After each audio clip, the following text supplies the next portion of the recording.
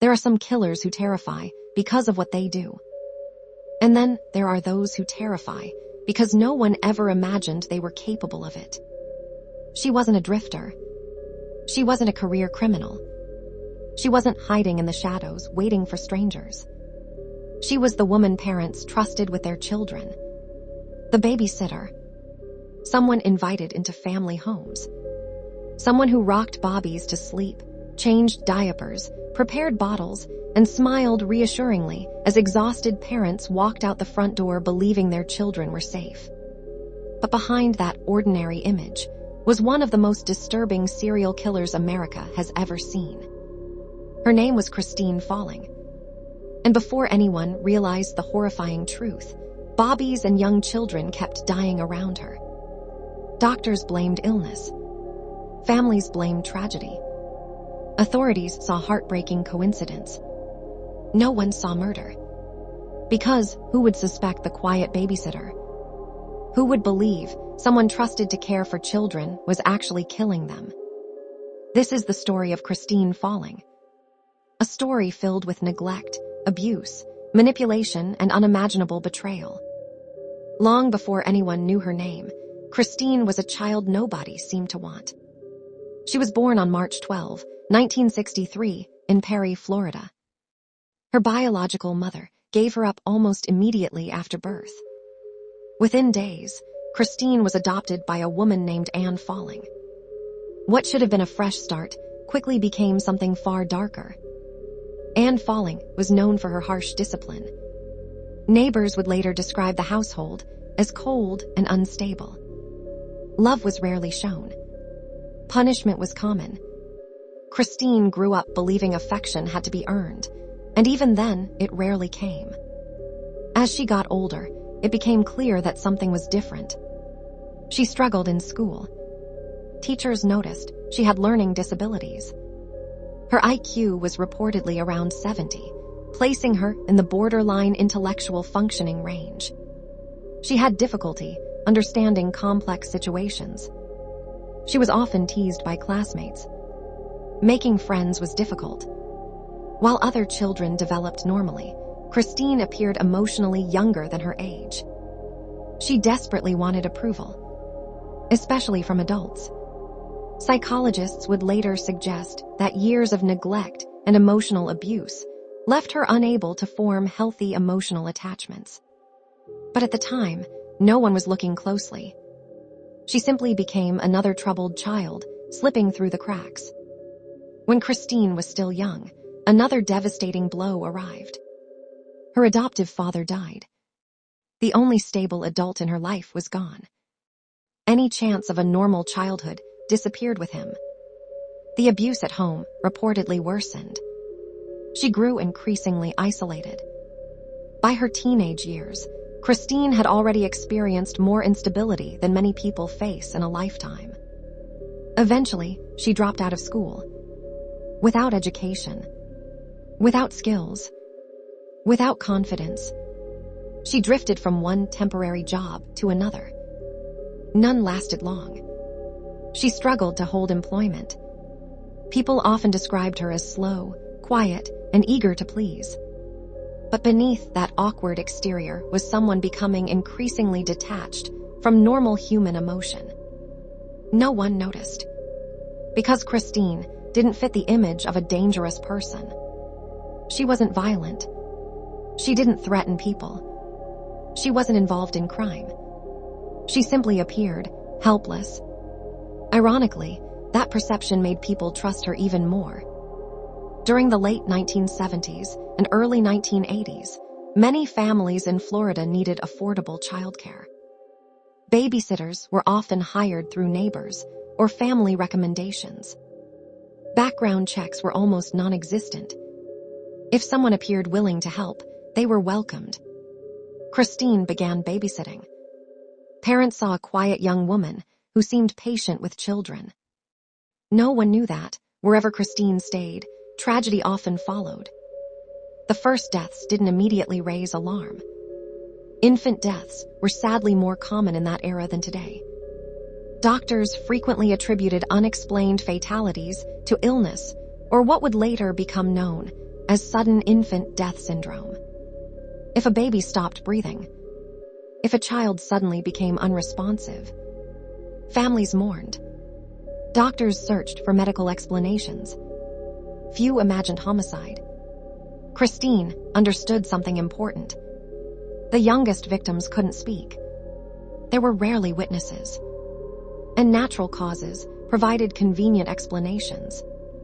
According to investigators, she developed a chilling method. She would place a hand over a baby's mouth and nose. Sometimes she would squeeze. Sometimes she would smother until breathing stopped. The entire attack could take only minutes. Afterward, she would cry, panic, pretend to desperately seek help. And grieving parents believed her. Each death looked like heartbreaking bad luck. Each funeral closed another chapter. No investigation. No arrest. No suspicion. Instead, Christine simply moved on to another family.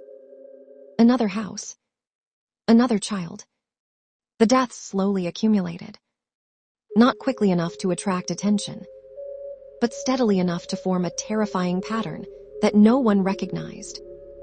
What made the situation even more disturbing was Christine's ability to blend into ordinary life. She attended family gatherings. She smiled at neighbors. She comforted grieving parents. Sometimes, she even attended the funerals of the children investigators would later believe she had murdered. No one imagined the killer was standing beside the grieving family, looking sympathetic, offering condolences. For years, she escaped notice because every individual death appeared isolated. Different homes, different families, different circumstances. No obvious connection. Except one. Christine falling. But no one had connected the dots. Not yet. As more children entered her care, the body count quietly continued to rise. And the worst was still ahead. By the early 1980s, Christine Falling had become a familiar face to many families in northern Florida. She wasn't wealthy. She wasn't particularly reliable. She often drifted from one temporary job to another, staying with relatives, friends, or acquaintances whenever she needed a place to live. But there was one thing she always seemed able to find: someone who needed a babysitter. In those days, child care was built on trust rather than paperwork.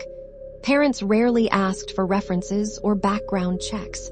If a neighbor or family friend recommended someone, that was usually enough. Christine seemed harmless. She spoke softly. She appeared shy. And because of her limited intellectual abilities, many people viewed her almost as someone who needed looking after herself. That perception became her greatest protection. No one imagined that a young woman who struggled to care for herself could deliberately harm a child. But behind closed doors, something horrifying was happening. One of the earliest known victims was Cassandra Cassie Powers, a little girl Christine had been asked to babysit. Cassie was healthy. There were no signs of serious illness. Nothing suggested she was in danger. Yet shortly after being left alone with Christine, the child suddenly stopped breathing. Adults rushed to help. Medical personnel tried to save her. But it was too late. Doctors concluded the death was likely natural. It was devastating. But unexplained childhood deaths, while uncommon, were not unheard of. No one questioned the babysitter. Christine quietly moved on. She showed sadness.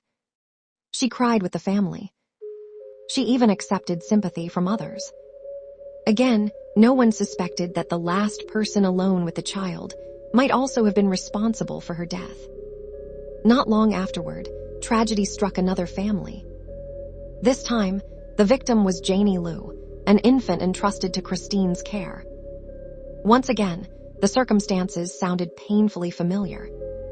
A healthy child, left alone with Christine. Then suddenly, without warning, the baby was found lifeless. Doctors searched for a medical explanation. Perhaps a respiratory problem. Perhaps a seizure. Perhaps sudden infant death syndrome. No evidence pointed toward homicide. Another grieving family buried another child. And Christine walked away unnoticed. The deaths continued to appear isolated. Different families, different neighborhoods, different medical reports. Each case was investigated separately, if it was investigated at all. No one was comparing names. No one noticed the same babysitter repeatedly appearing at scenes of unimaginable tragedy.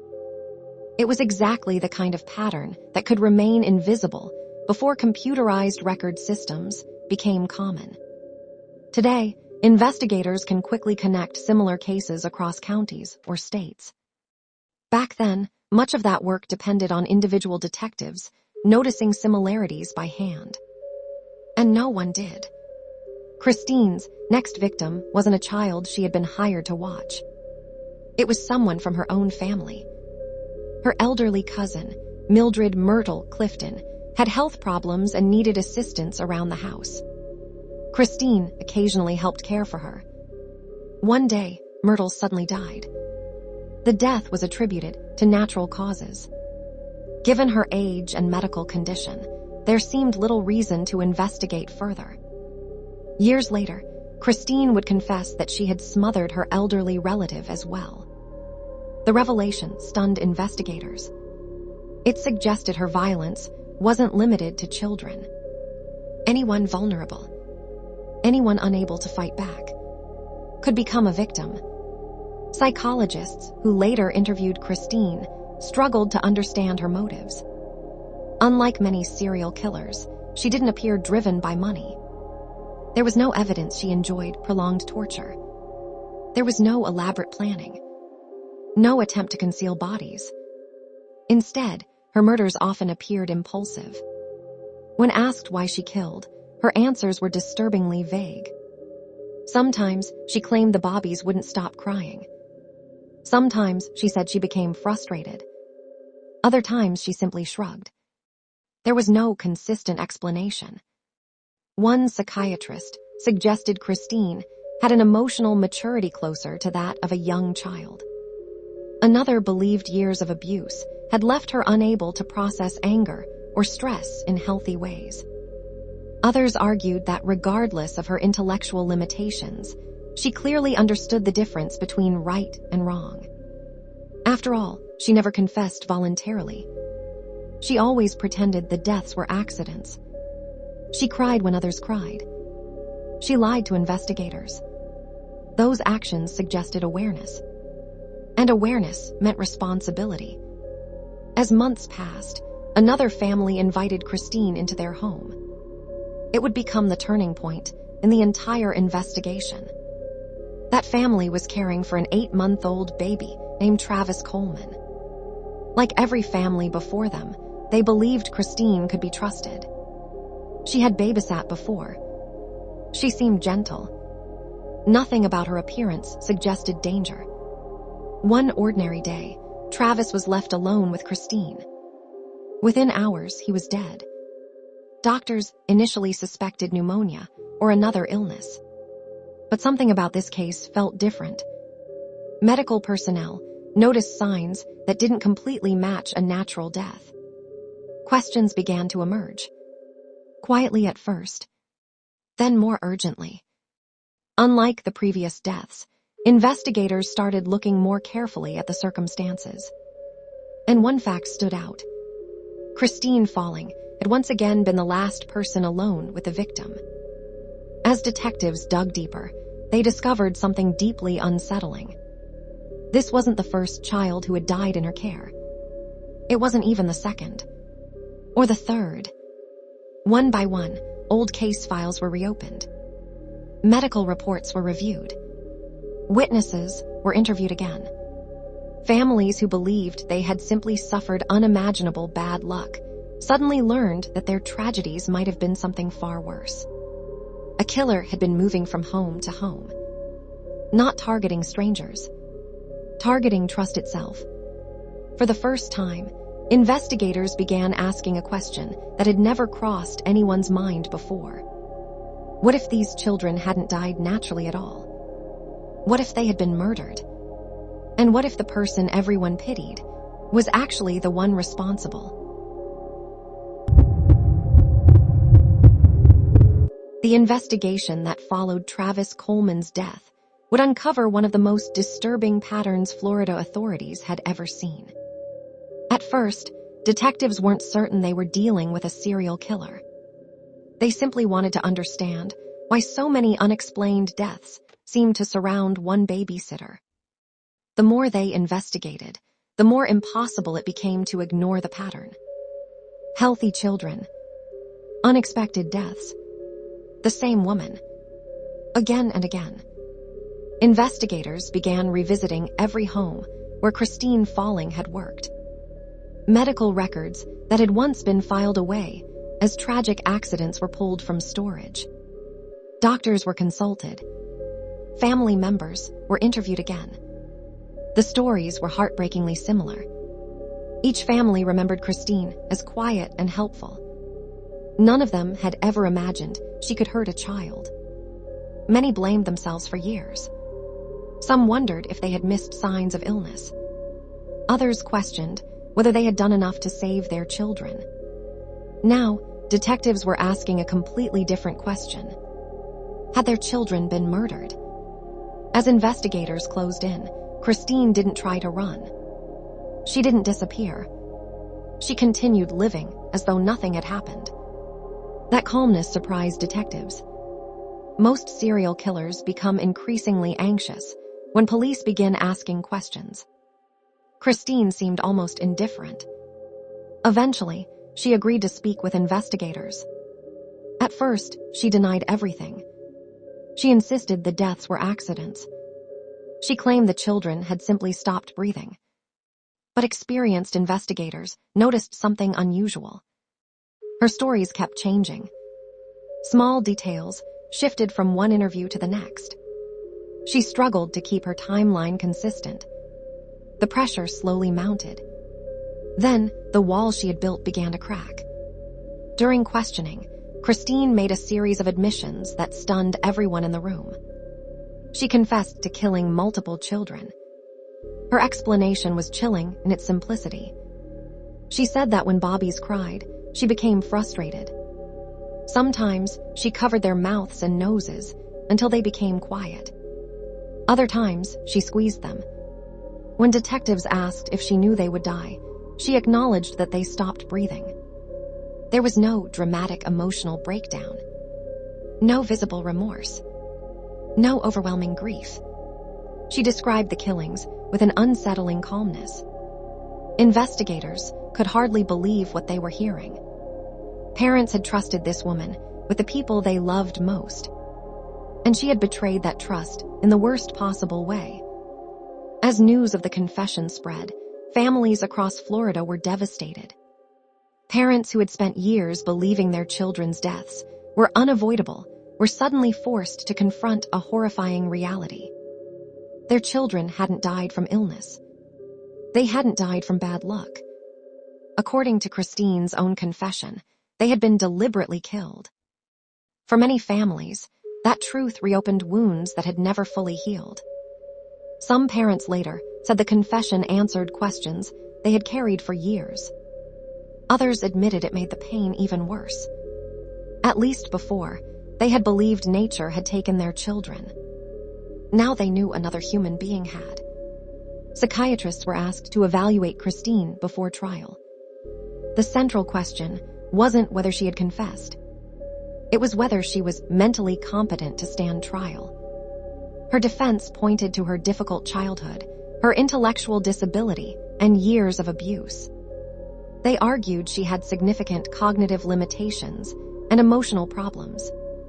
The prosecution didn't deny those difficulties, but they emphasized something equally important. Christine knew enough to hide what she had done. She never told parents the truth. She acted frightened after each death. She cried when others cried. She accepted sympathy. And then she moved on to another family. Those actions suggested she understood her behavior was wrong. Experts debated her mental state, but ultimately, the court found that she was competent to face justice.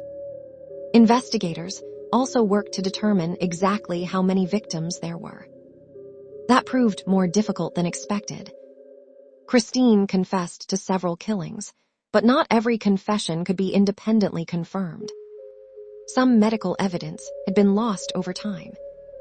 Some bodies had already been buried for years. Autopsies conducted decades earlier had not been designed to detect smothering in every case. As a result, authorities could confidently link her to several murders, while other suspected victims remained uncertain. To this day, some investigators believe the true number may never be known. What is clear is that multiple vulnerable victims, mostly infants and young children, died while in her care. When the case finally reached court, public attention was intense. Reporters filled the courtroom. Parents of the victims watched as the woman they had once trusted sat before the judge. Christine appeared quiet and expressionless for much of the proceedings. There were no dramatic outbursts, no emotional apologies. The evidence was overwhelming. Her own statements, witness testimony, medical findings, the pattern of deaths.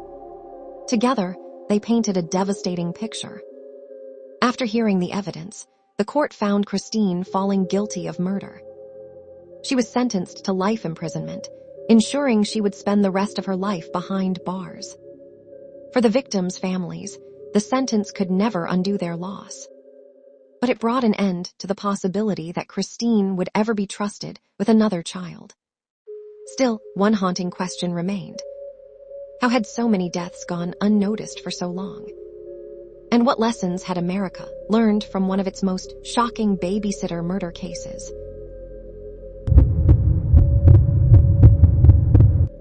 When the courtroom doors finally closed, many believed the Christine Falling case was over. The woman once trusted as a babysitter would spend the rest of her life in prison. The investigation had ended. The trial was over. Justice, at least in the eyes of the law, had been served. But for the families she left behind, there would never be a true ending. Every birthday became a reminder of the child who never grew up. Every holiday carried an empty chair. Every milestone became another moment stolen forever. For years, many parents had blamed themselves. They wondered if they had overlooked an illness, if they should have stayed home, if they had somehow failed to protect their children. Learning that their sons and daughters had been murdered didn't erase that guilt. For some, it only transformed it into a different kind of pain. They had placed their trust in someone they believed would keep their children safe. Instead, that trust became the very thing that put their children in danger. Christine Falling's crimes also exposed serious weaknesses in child protection during the late 1970s and early 1980s. At the time, informal babysitting arrangements were common. Families often relied on neighbors, relatives, or recommendations from friends. Background checks were rare. There were no centralized systems to identify suspicious patterns involving caregivers. Just as troubling was the difficulty of detecting smothering in infants. Without witnesses or obvious physical injuries, these deaths could easily resemble natural causes. Medical science has advanced significantly since then, but even today, proving intentional suffocation in young children can be extremely difficult. The Christine Falling case became one of several tragedies that encouraged closer collaboration between medical examiners, law enforcement, and child protection agencies when unexplained child deaths occur. It also highlighted the importance of reviewing similar cases together, rather than treating each death as an isolated event. Sometimes, the biggest clue isn't found within a single investigation. It's found in the pattern. Over the years, psychologists have continued to study Christine Falling, hoping to understand what could drive someone to repeatedly kill the very children entrusted to her care. Some point to her traumatic childhood. her abandonment at birth, the abuse she reportedly endured growing up, her intellectual limitations, her emotional immaturity. Others argue that, while those factors may help explain parts of her life, they do not excuse her actions. Millions of people experience hardship without becoming killers. In the end, no single theory fully explains Christine Falling. Perhaps that's what makes her case so unsettling. She didn't fit the image people expected.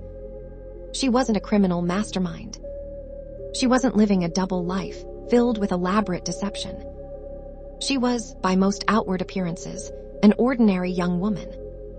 And that ordinary appearance became the perfect disguise. Today, Christine Falling remains incarcerated, serving a life sentence in Florida. She became one of the youngest women in the state's history to be convicted as a serial killer. Although investigators believe they identified her known victims, questions have lingered over whether every death connected to her was ever discovered. Some cases can never be revisited because evidence has been lost to time. Medical records from decades ago are incomplete. Witnesses have passed away. Families have moved on as best they could. Those unanswered questions continue to haunt investigators. How many children were truly lost? Will every victim ever be identified? The answers may never be known. The Christine Falling case continues to be studied by criminologists, psychologists, and law enforcement professionals because it challenges many assumptions about violent offenders. It reminds us that appearances can be deceptive. That trust, while essential, should never replace careful judgment. And that vulnerable victims often depend on adults to recognize danger before it's too late. Her story is not remembered because of who she was. It is remembered because of the innocent lives that were taken. Lives that deserved birthdays, school days, graduations, families of their own. Instead, they became names in one of America's most disturbing criminal cases. Their stories deserve to be remembered, not because of the woman who ended them, but because they mattered. Thank you for watching.